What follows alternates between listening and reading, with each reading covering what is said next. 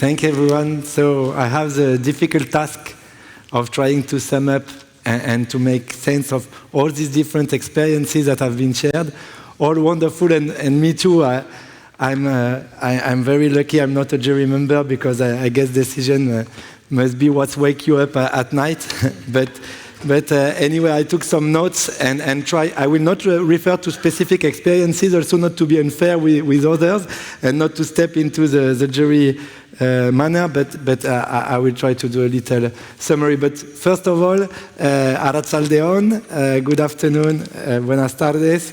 I want to thank Idoia, the Bilbao Metropolis, and Bilbao City, the Basque government, and all the partners for the invitation, which I take it as something, of course, humbling personally, but also recognition of what the coalition, the Local 2030, which I will say a few words about, can mean for all these beautiful experiences that at the same time show that they are self-reliant and thrive by themselves, but also can gain, as they all acknowledged, from exchanges with others and cross-fertilization. So I will start. I will not refer also to specific speakers, but all that I see, you will recognize the words that you have heard all along the day. But I will start from what has been presented as the starting point. Today, I think, is the polycrisis that we are living, the multiple overlapping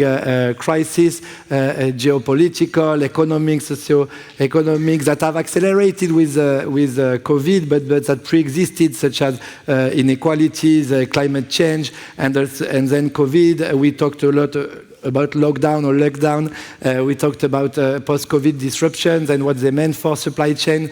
And in general, not to stop here, but just as a starting point, and to acknowledge that it has been done all day long, that it is also an opportunity. Times of crisis are times of opportunity too. And in this sense, I see one big opportunity in the fact that all that you have done in all these years sometimes was a bit below the radar, because there was this general mega trend of unfettered globalization that was pretending that place did not matter so much. And while you could move capital to one place and produce things in a cheap manner and then ship them to other places where you have people able to buy it with the purchasing power, it was okay, and you didn't need to think about place. But all this time, not only were you thinking about place, but also acting to show tangible results. And now I think there is a wide acknowledgement that place does matter, that cities and regions are where the social contract materialize, that democracy cannot exist if you don't have a local social contract that is thriving, in terms of someone giving a part of his or her sovereignty and having in exchange access to public services, access to economic opportunities, and access to a dignified life. And so that the place matter also for democracy, and also that cities and regions are where jobs are created, are where the planet is being saved, are where adaptation takes place through disaster risk reduction and others. And so there is now this wide acknowledgement that place does matter, and that we need to find innovative solutions from the ground. And this is exactly what we have seen today, all through the day, and what I find excited. What about the city of tomorrow? What we have seen as glimpses of the multiple futures that unfold every day in front of our eyes. We have seen that this city is inclusive, that it is participatory, that it is human-centered, that it is sustainable, not only environmentally, but also socially and economically, the three dimensions of sustainable development. And we have seen not only the what, like this aspiration to a different cities in a different system, but also the how you can make this dream happen. And this demands a great transition. A great transition that is, from the United Nations perspective, for which the blueprint is or are the SDGs, the Sustainable Development Goals, because they allow you at all levels and from wherever you look at them to have a common language to understand other levels and other stakeholders with a global and having your own city region agenda within a global agenda to foster partnerships. And also the SDGs, I think that they allow for embracing the complexity that we have seen. It's not about one sector, it's not about one aspect of the city life, but when you take a human-centered approach, necessarily you have to have an integral approach. You need to have a systemic change. You need to take all parts together and not only deal with transport on one side, housing on the other, employment to the other, but see where the intersection lies and where you can make a difference. And talking about intersection, I want to pause a bit on the idea of, in this journey, in this transition, make sure that we will leave no one behind. And we have seen the elderly, the youth, the women, also different vulnerable groups, peripheral neighborhoods, and other, and really not having it as an afterthought, like, okay, we are advancing, let's not forget, but using it as a powerful driver for change. And this is not only a beautiful word, this is real. For a very simple fact is that the ones that are already benefiting from the status quo, they will not be the drivers of change, for sure. The ones that are outside, not benefiting so much of this status quo, by including them, you are necessarily changing the system, because the ones that want their right to be respected will make the change happen for you. And so inclusion as a powerful engine and driver for change, I think this is something very beautiful. And the cities are also at the forefront of this change, because they are the one-size-fits-all approach that, say, globalization, just to put a word on it, has promoted. We know now that it's not working, that you need to be close enough to the needs of specific groups in order to respond in a tailored manner to these needs. And if not, you are outside the social contract, and this is simply not working. So contextualized solutions are the key to the systemic change that everybody presented as necessary. And again, I'm always referring to things that have been said. I'm not inventing or making them up. Maybe I just summarize with different words. But so this systemic change, it has to be city-centered, but it cannot be only city-centered. First, because you cannot be fully self-reliant if you are just considering the city space. You need to take into account the surrounding areas, the rural areas that are providing food, amongst other, of course, the other cities that are part of your transport system, and we've seen some examples, the jobs, the housing, that is also some people living elsewhere and commuting to come to the city to work. So you need to have a sense of space, a sense of a wider territory, as we call it in Latin languages, in terms of the multiple connections that exist between cities, rural areas, between the different cities, and also between actors within these cities. So really an ecosystems approach of this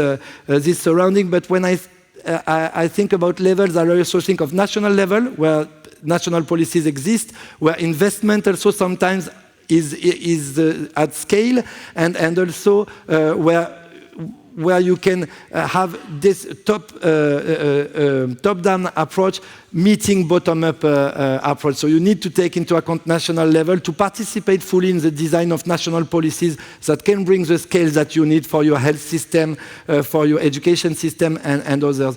But when I think about levels, I also think about the global level, because we've seen the system is now a global system, and you cannot change it. Although you participate in the debate of ideas, in the progresses, in the global agenda, which are the Agenda 2030 now, so the SDGs, the Paris Agreement, the Addis Abeba Action Agenda for Financing for Development, etc. So these are all the levels that you need to connect, as we have seen today. And again, I think the blueprint for this is this global agenda. We've talked about investment, also sustainable investment, because all these beautiful ideas cannot materialize without investment.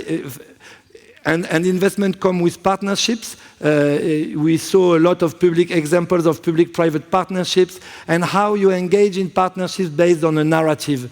And the partnerships needs to be including the citizenship, not only with a one-off engagement or something that is just cosmetic, but really ensuring ownership from the community and leadership from the community, because they are the driver of sustainability, and also engaging with the private sector, with the academia, with others. We've seen very civil society, we've seen different examples, because many a time as a city, whether you are local authority or elsewhere, you just create the space, but that it's occupied constantly by the grassroots organizations, by the private sector, depending on what your goals are, and you need to make available this enabling environment to engage everyone, and we've seen many examples of this.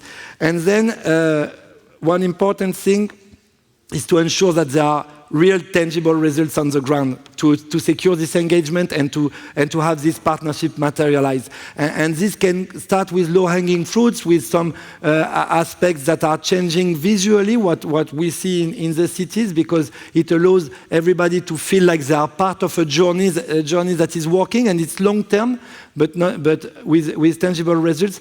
But you also need, building on these tangible results, a long-term strategy. And we've seen it goes until 100 years, you know, and we saw also Vienna benefiting now from a 100-year vision of having 4 million inhabitants. So this one 100 years back, but now they are thanking it because they have the space to do the transformation that they want. So tangible results immediately, but within a vision of a long-term development, engaging everybody, like to make a collective dream come true. And I would say that for this to happen, it's not necessary to have everybody in the same room at the same time. You can articulate different smaller networks, you know, into one big ecosystem, and this is where you can connect. You can connect the dots, you know, as an enabler, as a catalyzer, and this is where I reach my conclusion on saying a few words of the coalition, because I believe if you ask me. Not me, Sebastien, me, the head of the coalition, to be making the concluding remarks, is because you think that we can have a humble, a small, but hopefully significant role in connecting these dots. So the coalition is not a doer, it's not a maker like yourself. You are making the change. You know, we are just a catalyzer, helping people that are making the change happen, connecting between each other. We are a UN platform, United Nations, from all the different UN agencies, with a leadership role from UN Habitat, but we are not only UN, we are hybrid, and this is what makes us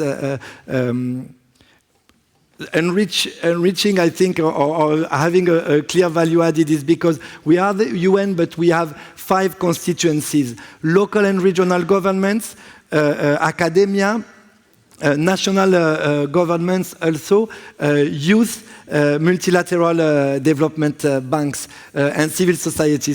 And this is these constituencies are the one making things happen, are the one creating, are these laboratories that are not in a space only in a university, but are happening on the ground and showing tangible results. And this is where we can be seen as a bridge between the UN-led processes, not only the United Nations systems, but also the UN-led processes, such as the Sustainable Development Goals, the Agenda 2030, and what is happening in the ground, like connecting the top-down and the bottom-up, being a bridge between these different levels. And I think in this sense we can help cross-fertilization, exchange of practices, scaling up innovative solutions that we have seen today, and also amplify the voice of local stakeholders in the global debate. And I think a last point I want to make, it has been made a bit throughout the journey, and it is also part of our mandate, is measuring impact. You know, in a sense of policy evaluation, to foster also policy coherence, and to measure impact in a human-centered manner, to make sure that we are going in the right direction, and if it's not the case, to be able to redirect. And this is also where we can support, you know, in measuring the impact. I will not go into the details because my time is coming to an end, but I had an exciting day, you know, listening to all of you, and all the best to the finalists, and thank you again to the organizers. Thank you very much.